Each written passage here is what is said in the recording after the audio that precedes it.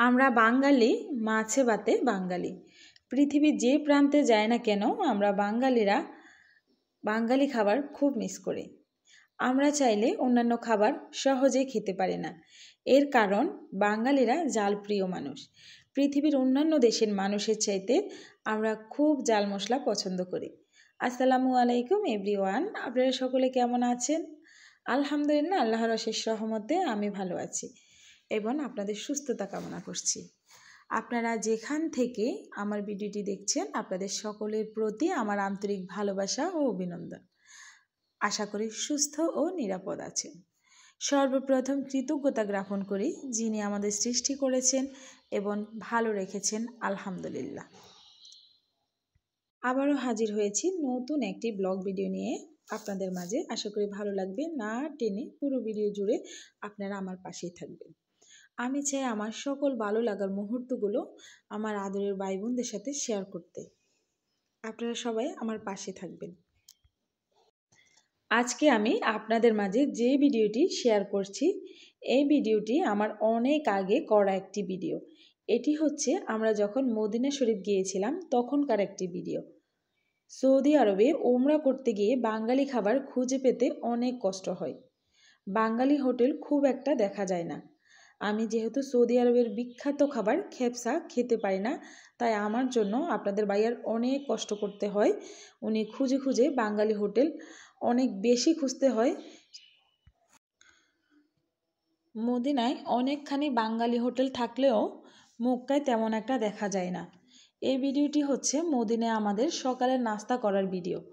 হোটেলগুলো বদ্ধ অবস্থায় থাকে, যেহেতু বেশিরভাগ হোটেলে অবৈধ, আর হোটেলের কর্মচারীরা রাস্তার পাশে দাঁড়িয়ে থাকে। বাঙালিদের দেখলে বলে, বাঙালি খাবার খাবেন? ওনারা যেন কিভাবে চিনতে পারে বাঙালিদের দেখে, এইভাবে ওনারা হোটেলটা চালায়। আমি জিজ্ঞেস করতে ওনারা বলল এখানে বেশিরভাগ হোটেল অবৈধ, আর এই অবৈধ হোটেলগুলো খুললেই পুলিশ নাকি এসে জরিমানা দেয়, অনেক টাকা জরিমানা দিতে হয়। এর জন্য ওনারা হোটেলগুলো বন্ধ অবস্থায় রেখে এইভাবেই ওনারা করতে হয়, এছাড়া আর কোনো কিছু করার নেই। যেহেতু দেখতে পেরেছেন ভিডিওর মধ্যে শুধু আমরাই আছি, হোটেল আর কেউ নেই, পুরো হোটেল ফাঁকা।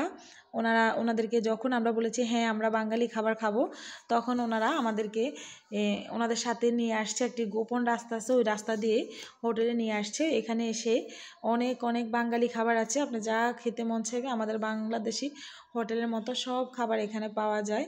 যেহেতু সকালবেলা নাস্তা করব আমরা, সেজন্য আপনাদের ভাইয়া নেহারি আর রুটি নিয়েছে। এগুলো এত বেশি মজার হয়েছে নেহারিগুলো, সত্যি একদম আমাদের বাংলাদেশি হোটেলের মতো। দেখেন, দেখে অবশ্যই বুঝতে পেরেছেন কেমন একটি ইয়ামি দেখাচ্ছে এবং কালারটা অনেক সুন্দর আসছে, ঠিক যেন আমরা বাসায় যেভাবে রান্না করি তেমনটা। এর সাথে হচ্ছে আমাদের দেশের তন্দুর রুটি, যেটাকে বলা হয় তন্দুর রুটি, যেটা আমরা হোটেলে সবসময় পাই।